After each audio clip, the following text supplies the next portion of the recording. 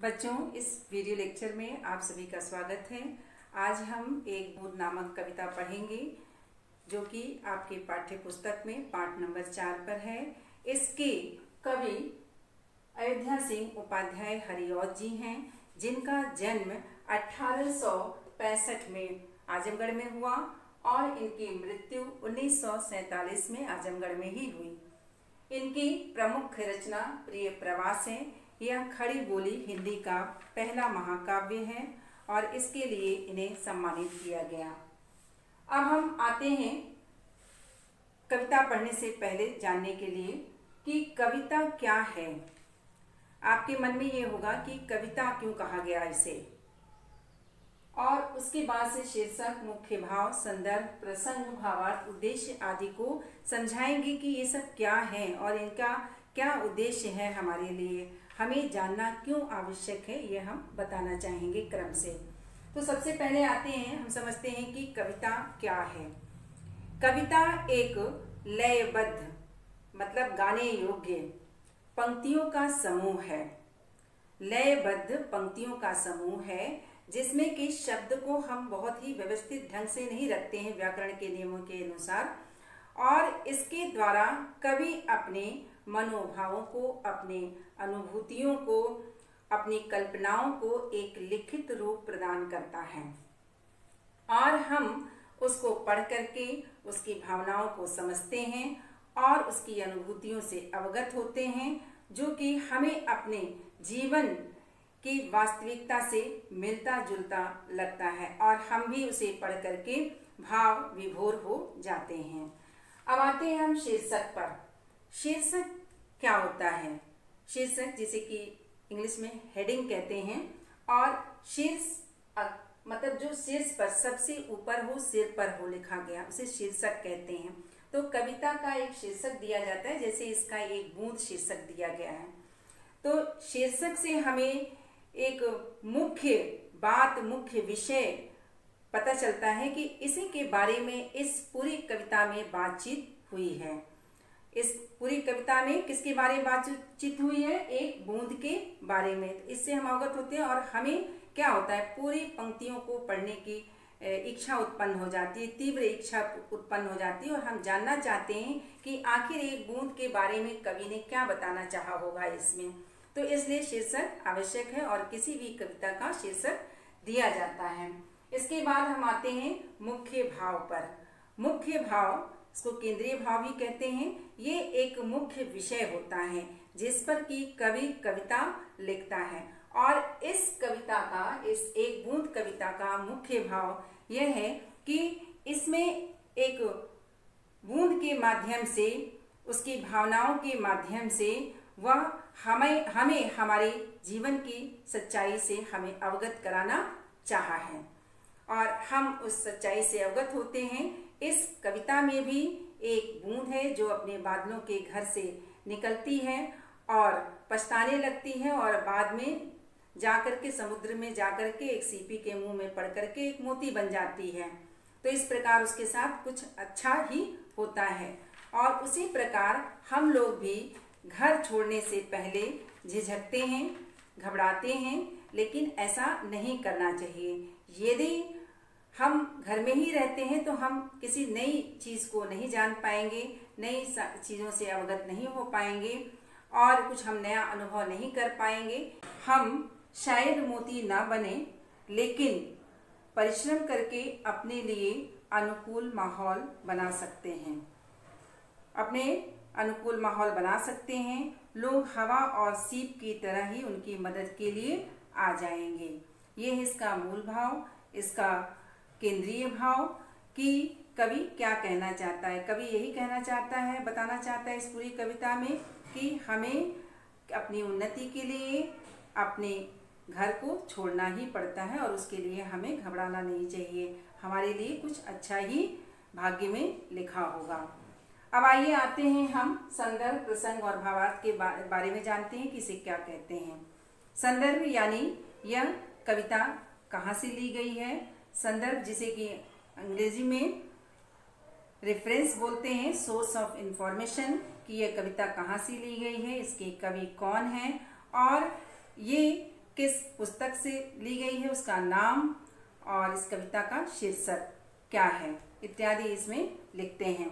फिर प्रसंग यानी कॉन्टेक्स्ट, इसको इंग्लिश में बोलते हैं, जो बात आप बताने चाह रहे हैं, जो कविता की पंक्तियां दी हुई हैं उनके बारे में कुछ बताना होता है कि क्या विषय है, किस विषय पर कवि इसमें बताना चाहता है, तो आप उसको जो है यहाँ पर 2 या 3 लाइन में लिखते हैं।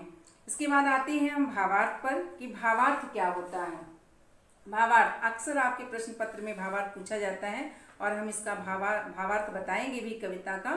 तो भावार्थ है कि कविता की जो पंक्तियां दी हुई हैं उसमें छिपे हुए भाव को समझना और उसे समझ करके लिखना अपने शब्दों में।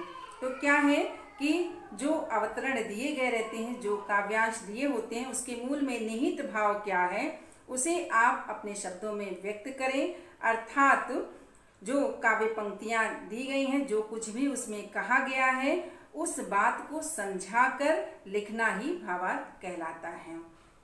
अब आते हैं हम कविता की पंक्तियों को पढ़ते हैं और उसके भाव को, भावार्थ को समझते हैं। हम अपना घर नहीं छोड़ते हैं तो हम कुछ नया अनुभव नहीं कर पाते हैं। इस कविता में भी बूंद यदि अपने बादलों का घर नहीं छोड़ती तो वो कुछ नया अनुभव नहीं कर पाती। और इसी प्रकार हम लोग भी अपना घर छोड़ते समय झिझकते हैं, डरते हैं, घबराते हैं, लेकिन हमें अपनी उन्नति के लिए घर छोड़ना ही पड़ता है। घर छोड़ने पर हम कुछ नया ही अनुभव कर पाते हैं और कुछ नया अनुभव ही कर पाते हैं। यहाँ पर लोग जो हैं, यदि हम परिश्रम करते हैं, यदि हम धैर्य से हट करके कुछ नया करना चाहते हैं तो परिस्थितियाँ, माहौल हमारे अनुकूल बन जाता है।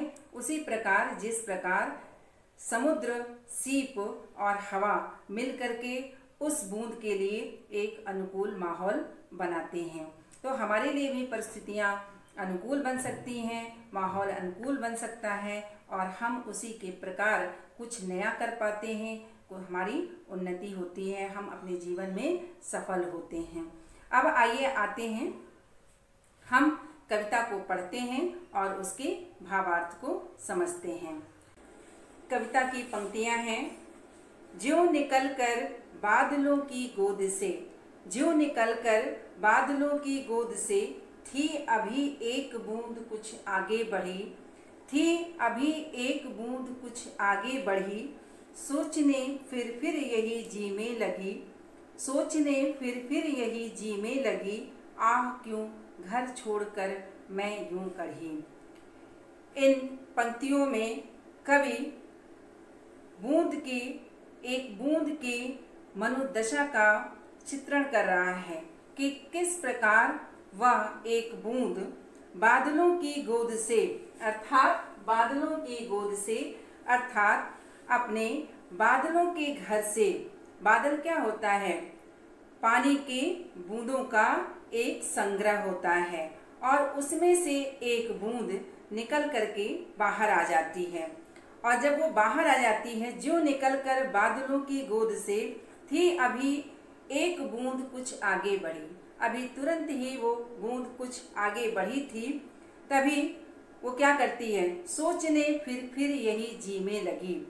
वो फिर मतलब बार बार अपने जी मतलब अपने मन में यही सोचने लगी कि बार बार अपने मन में यह सोचने लगी, सोचकर घबराने लगी कि आह क्यों घर छोड़कर मैं यूं कढ़ी। कढ़ी का मतलब निकलना। मैंने क्यों अपना घर इस प्रकार छोड़ दिया और निकल पड़ी आगे की तरफ। सोचती है, घबराती है। इसी प्रकार कवि का कहने का तात्पर्य कि इसी प्रकार मनुष्य भी जो है वो अपना घर छोड़ने पर, चाहे किसी भी कारण से, चाहे नौकरी के लिए, चाहे पढ़ाई के लिए, किसी भी प्रकार से जब पहली बार घर से बाहर निकलता है तो वो घबराता है कि पता नहीं मेरे साथ क्या होगा, पता नहीं वहाँ पर कैसा होगा, अनुकूल होंगी परिस्थितियाँ कि नहीं होंगी हमारे, कि प्रतिकूल होंगी मतलब उल्टा होगा, हम वहाँ रह पाएंगे या नहीं रह पाएंगे। या मेरा क्या होगा। इस प्रकार की तमाम तरह के विचार मनुष्य के अंदर, व्यक्ति के अंदर आते रहते हैं और वो घबराता है। यहाँ बूंद भी उसी प्रकार घबराती है, लेकिन फिर क्या होता है अगली 4 पंक्तियों में देखिए।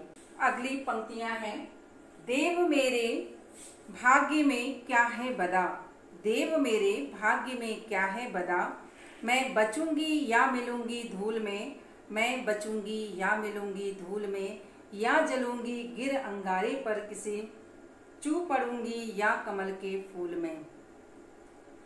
पिछली जो 4 पंक्तियां थी उसमें क्या था कि वो बूंद जो है अपने बादलों की गोद से, जो बूंद से निर्मित थी, उससे निकल करके वो आगे बढ़ती है, बड़ी हिम्मत करती है।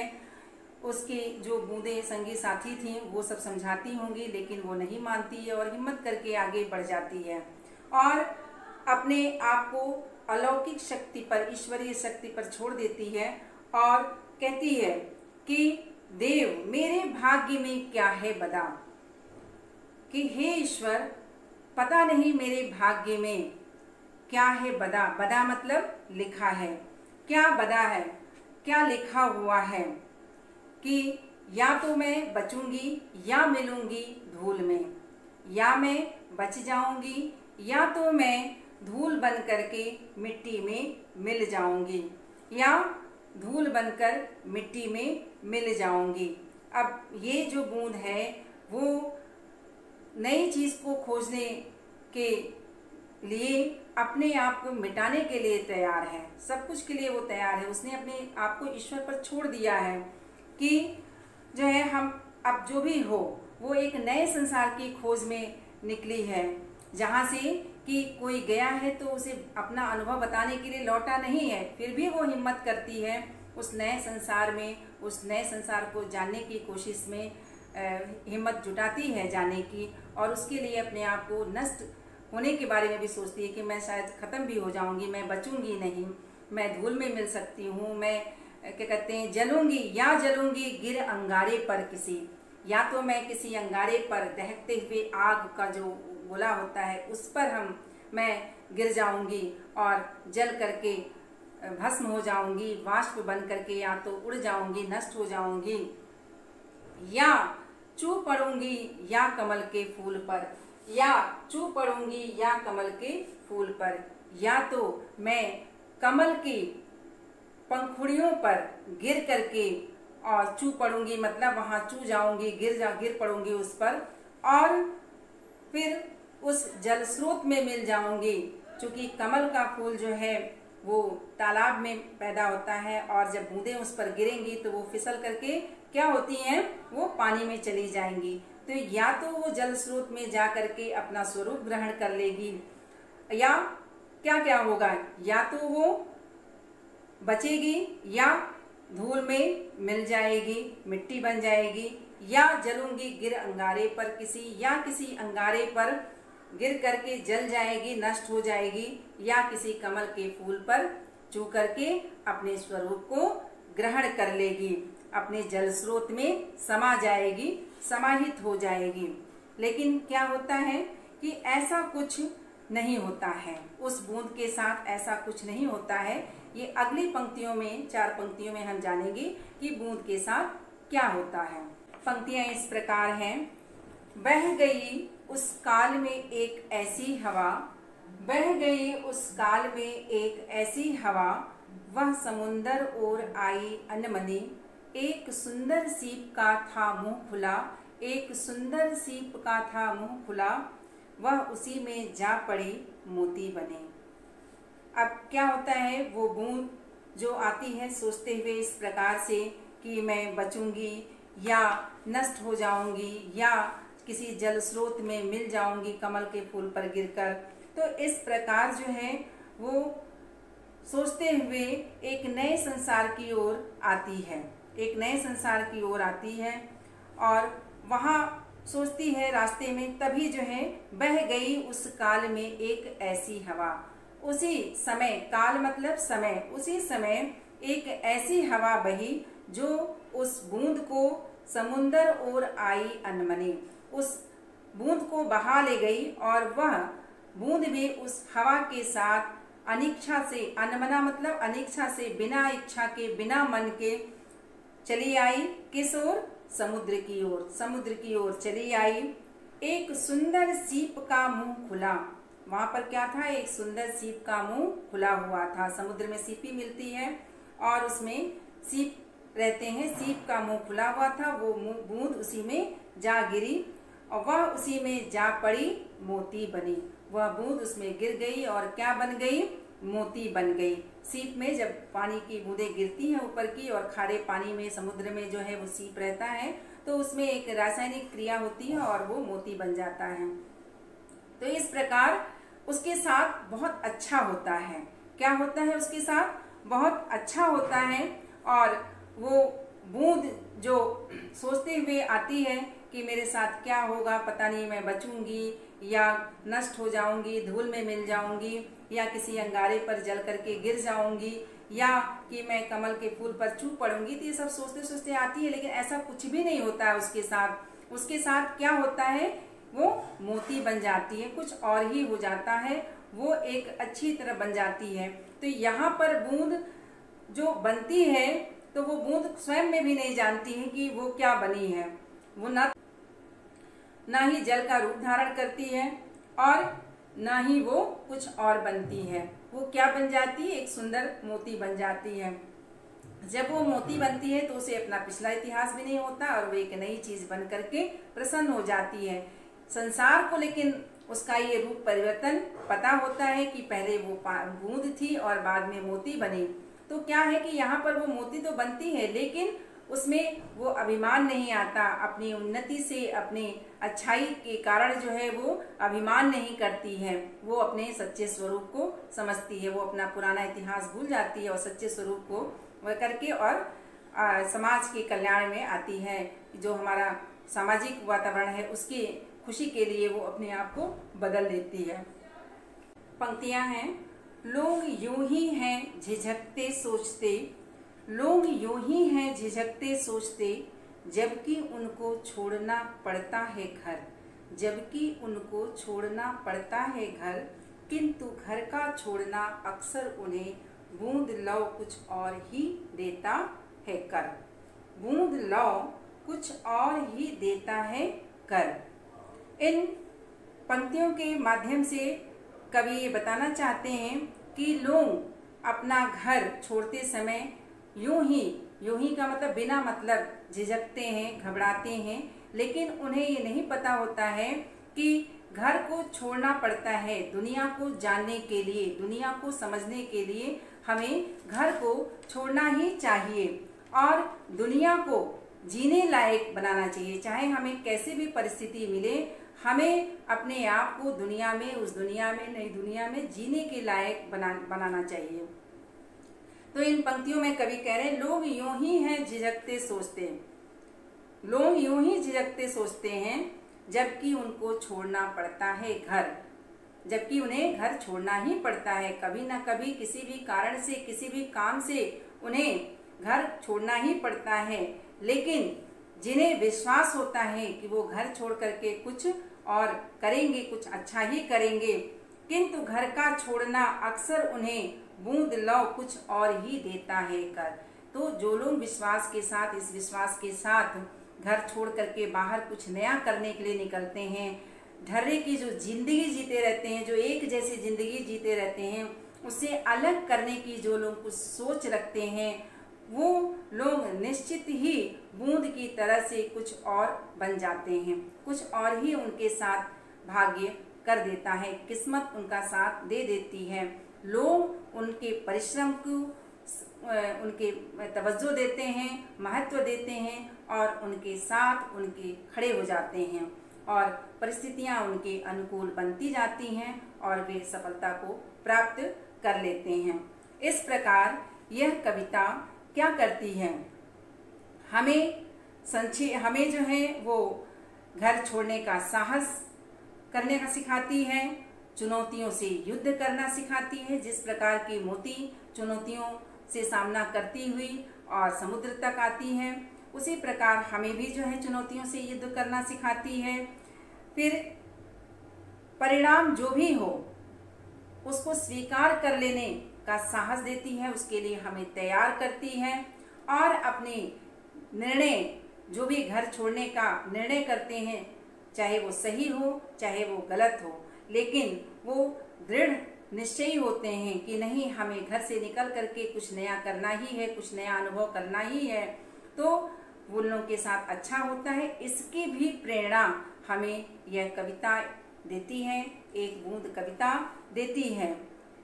और इसका जो एक संक्षिप्त रूप है, इस कविता से हम क्या समझते हैं कि यदि बूंद बादल में ही रहती तो कुछ नया अनुभव नहीं कर पाती और अपना घर छोड़ने पर वह मोती में बदल जाती है। इसी प्रकार लोगों का भी जीवन अपनी उन्नति के लिए घर छोड़ते हैं, जो लोग अपने जीवन में घर छोड़ते हैं उन्हें भी घबराना नहीं चाहिए, वे कुछ नया ही अनुभव करेंगे और शायद वो मोती ना बने, लेकिन फिर भी वो कुछ न कुछ तो हासिल करके ही रहेंगे। इस प्रकार कविता यहीं पर समाप्त होती है। अब आते हैं हम प्रश्नोत्तरों पर, चर्चा कर लेते हैं। इसमें मौखिक प्रश्न दिए हुए, शब्दार्थ एवं टिप्पणियाँ आप किताब से याद कर लेंगे और मौखिक प्रश्न जो है वो आप स्वयं से उत्तर तैयार कर सकते हैं, लेकिन आपको PDF में लिख के दिया जाएगा। एक बार शॉर्ट में हम चर्चा कर लेना चाहते हैं। बूंद कहाँ से निकल करके आगे बढ़ी? बूंद बादलों की गोद से निकलकर आगे बढ़ी। खा प्रश्न है, हवा बहने से बूंद किस ओर पहुंच गई? तो उत्तर क्या होगा इसका? हवा बहने के साथ बूंद समुद्र की ओर पहुंच गई। गा अंत में बूंद क्या बन गई? अंत में बूंद मोती बन गई। इस कविता की रचना किस कवि ने की है? इस कविता की रचना अयोध्या सिंह उपाध्याय हरिऔध जी ने की है। ये आप कॉपी में कर लेंगे, PDF में दिया जाएगा। इसमें मौखिक के रूप में है, लेकिन आप इसका उत्तर लिख लीजिएगा। अब आते हैं लिखित प्रश्नोत्तरों पर। क प्रश्न है, बादलों से निकलकर बूंद क्या सोचने लगी? बादलों से निकलकर बूंद बार बार ये मन में सोचने लगी कि मैंने बिना मतलब अपना घर छोड़ दिया, मैं क्यों इस प्रकार अपने घर से निकल पड़ी, मैंने अपने सखियों सहेलियों की बात नहीं मानी और मैं इस प्रकार अपने घर से क्यों निकली। खा रास्ते में बूंद के मन में क्या क्या विचार आए? इसका उत्तर होगा रास्ते के। ये जो सेकंड स्टैंजा है आपका, देव मेरे भाग्य में क्या है बदा, इसका उत्तर यहीं पर होगा। इसको अपने शब्दों में लिखना है। रास्ते में बूंद के मन में निम्नलिखित विचार आए। हे ईश्वर, मेरे भाग्य में पता नहीं क्या लिखा है, मैं बचूंगी या धूल में मिल जाऊंगी या किसी अंगारे पर गिरकर जल जाऊंगी और नष्ट हो जाऊंगी या किसी कमल के फूल पर चू पड़ूंगी और अपने किसी जल स्रोत में मिल करके अपना वास्तविक रूप ग्रहण कर लूंगी। ये है इसका उत्तर। फिर गा है, घर छोड़ते समय लोग क्या करते हैं? घर छोड़ते समय लोग क्या करते हैं? घबराते हैं, हिचकिचाते हैं, डरते हैं और ढर्रे से कुछ अलग नहीं करना चाहते हैं। वो आने वाली कठिन परिस्थितियों से, प्रतिकूल माहौल से डरते हैं कि पता नहीं मेरे साथ क्या होगा और वो इसलिए नहीं चाहते हैं, घर छोड़ना ज़्यादातर लोग नहीं चाहते हैं। फिर घा है इस प्रश्न, इस कविता से हमें क्या शिक्षा मिलती है? तो इस प्रश्न का उत्तर होगा कि हमें इस कविता से यह शिक्षा मिलती है कि हमें किसी भी परिस्थिति का सामना करने के लिए तैयार हो जाना चाहिए। ठीक है, अपने अंदर साहस रखना चाहिए, घर छोड़ने का साहस रखना चाहिए, किसी कार्य को करने के लिए, अच्छे कार्य को करने के लिए, अच्छी सोच के लिए, अच्छे उद्देश्य के लिए अपने मनोबल को गिरने नहीं देना है, चाहे जैसी भी विपरीत परिस्थितियां आए। जिस प्रकार की एक बूंद इस कविता में निकलती है, घबराती है, लेकिन अपने साहस को नहीं छोड़ती है और वो ईश्वर पे छोड़ करके आगे बढ़ जाती है और दृढ़ता से बढ़ती रहती है आगे। भले ही उसका मन नहीं है, लेकिन फिर भी वो आ जाती है समुद्र की ओर और उसकी यही दृढ़ इच्छा शक्ति, जो उसका मनोबल नहीं गिरता है, वो बीच में ही अपना इरादा नहीं बदलती है, वापस नहीं लौटती है और इस अपने किसी भी परिणाम के लिए, जो भी अच्छा बुरा उसके साथ जो भी होगा उस परिणाम के लिए वो तैयार रहती है। उसी प्रकार ये हमें भी शिक्षित करती है, हमें भी शिक्षा ये देती है कि हमें भी इस प्रकार अपने मनोबल को नहीं गिरने देना है, विपरीत परिस्थितियों का सामना कराना है, उस परिस्थितियों को अपने अनुकूल बनाना है और या तो उसके अनुकूल हमको ढलना है किसी भी अच्छे कार्य के लिए, अच्छे उद्देश्य के लिए। और इस प्रकार जो है ये कविता हमारे लिए प्रेरणादायी बन जाती है। निम्नलिखित पंक्तियों का अर्थ स्पष्ट कीजिए। ये आपको पीडीएफ में करके दे दिया जाएगा, लिख करके दे दिया जाएगा। उसके बाद से ये जितने भी एक्सरसाइज हैं 3 और 4 इसको भी पीडीएफ में करके दे दिया जाएगा। यहाँ पर अनेकार्थी शब्द हैं। अनेकार्थी का मतलब होता है एक शब्द होता है लेकिन उसके अलग अलग कई अर्थ होते हैं, समान अर्थ नहीं, एक जैसे अर्थ नहीं, अलग अलग अर्थ। जैसे यहाँ पर उत्तर दिया हुआ है तो उत्तर का एक है दिशा, पूरब दिशा, उत्तर दिशा, इस प्रकार दिशा जो दिखाता है। उसके बाद से एक है आपका जवाब, आंसर। तो उत्तर, दो अलग अलग अर्थ हैं, तो आपको जो है अलग अलग अर्थ लिखने, ये अनेकार्थी है। उसके बाद चौथा क्वेश्चन है दो पर्यायवाची शब्द लिखना। पर्यायवाची का मतलब समानार्थी भी होता है, मतलब एक जो शब्द है उसके कई शब्द प्रयोग किए जाते हैं उसके स्थान पर, लेकिन उनका अर्थ समान होता है। जैसे बादल का है तो मेघ, जलद, नीरद, ये सब आपको पीडीएफ में लिख कर दे दिया जाएगा। इसके बाद आपका आता है यहाँ पर नीचे प्रश्न, नीचे दिए गए शब्दों में भाववाचक संज्ञाएं बनाइए। इसका भाववाचक संज्ञा बनाना है, इसको भी आपको पीडीएफ में लिख के दे दिया जाएगा। ग्रामर में इसको आप पढ़ेंगे संज्ञा के अंतर्गत, तो आप अच्छे से समझिएगा और उसके पहले हम लोग पीडीएफ में इसको दे देंगे। आप जो है यहाँ पर रचनात्मक प्रश्न दिए हुए हैं, ये आप खुद समझिए। यदि आपका मन करता है तो आप इसको रफ कॉपी में लिख सकते हैं। आप किस प्रकार के कार्यों के लिए घर छोड़ना पसंद करेंगे, कोई 3 कार्य लिखिए। और कोई नया कार्य शुरू करते समय हमें क्या सोचना चाहिए, सोचकर बताइए। तो ये सब आप अपनी क्रिएटिविटी बनाने के लिए करते रहिए। ये रचनात्मक कार्य है, यदि आप अपना प्रैक्टिस करते रहेंगे, अभ्यास करते रहेंगे तो आपके लिए अच्छा होगा। पाठ यहीं पर समाप्त होता है। धन्यवाद।